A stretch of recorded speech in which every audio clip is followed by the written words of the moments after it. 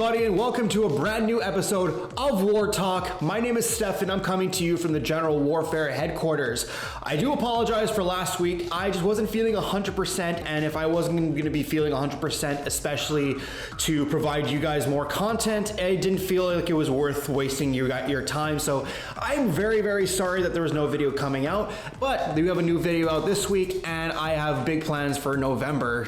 So let's get started with the video. In the last week when I wasn't feeling too well, I did pick up one fun little card, and this card is Plateau. This is a revised version. I picked it up from a seller on eBay for a good sum, and I got the idea for this video last week to do. We're gonna get right into it. So this video is basically on Magic investing. Now, I wanna come out and say that I'm no expert in Magic investment at all, and there's much better people on this platform to talk about it in greater detail than me. So most of the information I'm going to be providing to you today is based on mostly research, my own experiences, and years of Magic the Gathering inflation. So buckle up. We have a couple of small topics. This is not going to be a long video today, so let's get started. So, as you can tell, with Magic the Gathering, like most to any other hobby, it can get very expensive. Like, cards range in different pricing. Like, you can see cards for roughly 25 cents for most commons, and most commons based on print runs, and they can go up into the thousands based on their original printing and scarcity. So like I mentioned to you, you have most commons nowadays that are like 25 cents. Most lands are like 10 cents depending on the printing and if you want to foil it out. And cards can range into the thousands, going from stuff like the Power 9 to like Gaia's Cradles and Tabernacles, Pendril Veils, and such like that. Very, very old cards that have had a very, very limited print run and are at least over 10, 15, 20 years old at this point. So very, very few of these cards still remain not in circulation so much as they remain in the public domain. A lot of these cards are very hard to find too, and especially so. This is just coming from somebody who's invested over at least $5,000 to $6,000 in Magic the Gathering over the time I've spent on this planet. Basically, cards differentiate in pricing, and over time, these prices very, very, very, very much go up. Most of this is due to inflation. So if you are not very familiar with what inflation is, or if you don't have a background in economics, basically what inflation is a general increase in price and fall in the purchase value of money. So I'll give you two examples. The first of which is going to be a Magic the Gathering related one, and the second one is not going to be so much. So I'm going to be giving you the most relatable one in general. So let me give you an example. Like, the price of a gallon of milk back in 1913 was roughly around 36 cents. 36 cents for a gallon of milk. Now, 100 years later, as of 2013, the price of a gallon of milk rose to around $3.53, which is over 100% of an increase in time. Now the Magic the Gathering related one.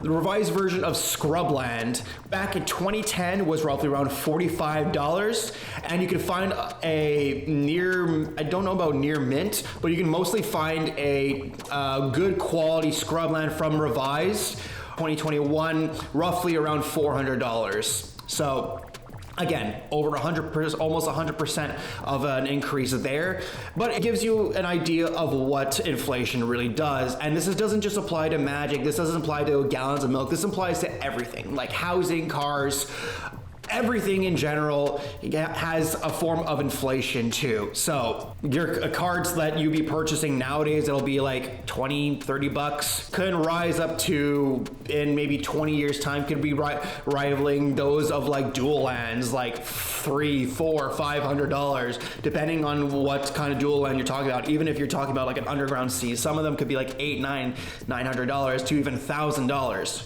Attaining the Power 9 cards, which includes but are not limited to Time Walk, Time Twister, all the original Moxes, and Black Lotus.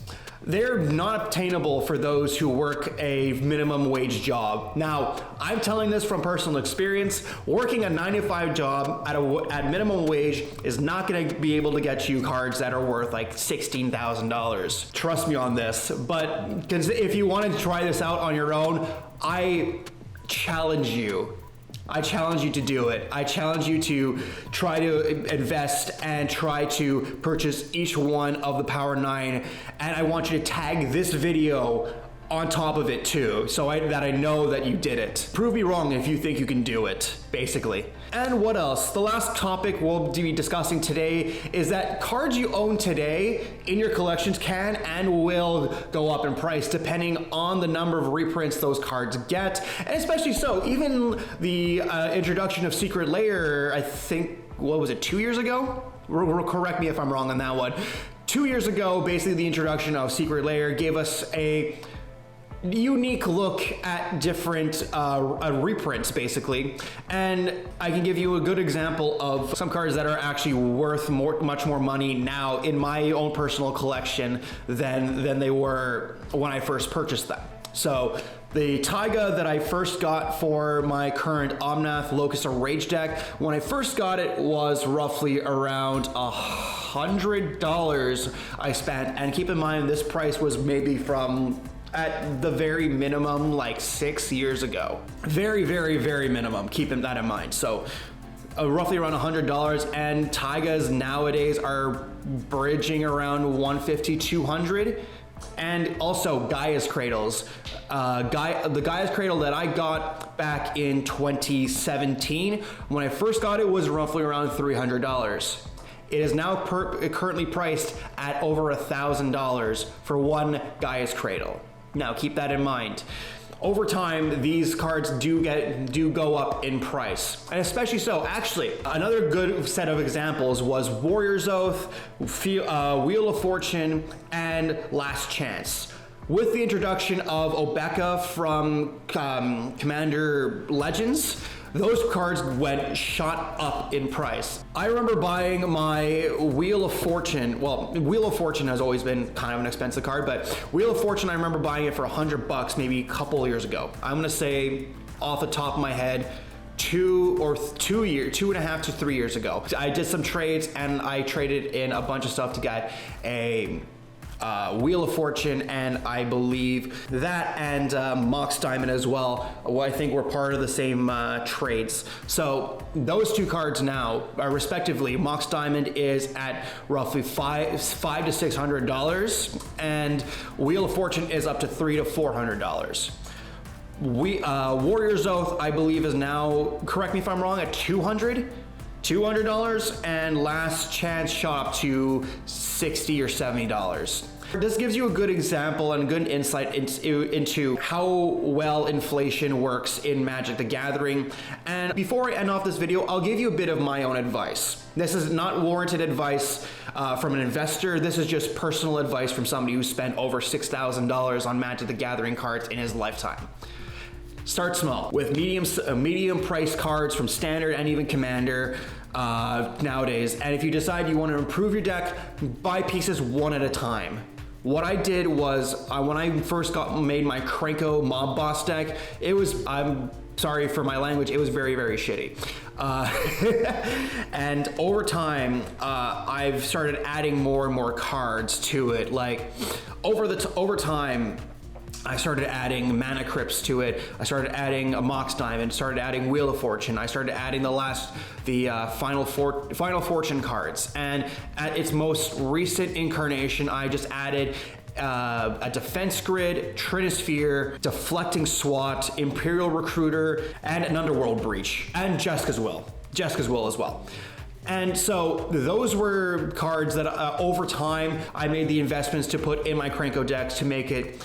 I know it's not tier 1 and Krenko itself is not exactly CDH, but for me, I wanted to experiment and make a Goblin deck as competitive as possible, and I feel like I've attained that for myself. You don't have to make your decks tier 1 just right away. Just start small and just get pieces as you go. Small investments build up over time. and these investments will pay themselves off, becoming harder to find and more valuable based on the printing and the print run of each of those cards. So let's just say we don't get another Eldraine set for another 10 years. Those cards, like Kenrith, would probably shoot up in price in a couple of years if he's not getting massive reprints. Alila will be shooting up in price if she doesn't get massive reprints. Corvold will be getting massive shooting up in price if you're not getting massive reprints. Such and such and such. This is just give you a good insight into a good example as to what investing, what finances and what economics can do for your gaming, what it could do for your expenses, and how they could pay themselves off in the grand scheme of investing. And I'm gonna leave the video off here today. I wanna know from you guys, what do you guys think of today's video? Was this informative? Did you learn something today, or was there some things that I missed or got wrong? Please let me know in the comments down below. If you found this video entertaining and you want to support my channel, please give this video a like, share it amongst your friends, subscribe to the channel, and hit that little bell icon to be notified of every single video that comes out of the channel, because not only would I appreciate it, but this will help grow the channel in the long run, and it'll give me more exposure to get to a broader audience. Now, you can follow me at my socials. They'll be linked in the bottom left-hand side of your screen. It's gonna be my TikTok, my Twitter, my Facebook, and my Instagram. Those are gonna be the places you're gonna be able to communicate with me mostly. If you have any ideas for future videos, whether it be a discussion video like these War Talks, a Brewing for 50 bucks episode, if you wanna give me a challenge for a deck tech, or if you have any ideas for future gameplay videos, I do plan on going back to my original in-person gaming setups that I did before the pandemic hit. I'm going to be starting that back up next year. So if you have any suggestions for decks to play on those videos, let me know in the social medias. And last thing is, I post every Friday, if I'm not super sick, at 8 a.m. Eastern Standard Time, which means I'm going to be getting the East Coast, Mountain Time, West Coast, and Central. So you have no excuse not to take a look at my videos. So that's gonna be the video for this week. Thank you guys for watching. Stay safe, spend your money wisely, as always, I'll see you guys next Friday. And until then, cheers everybody.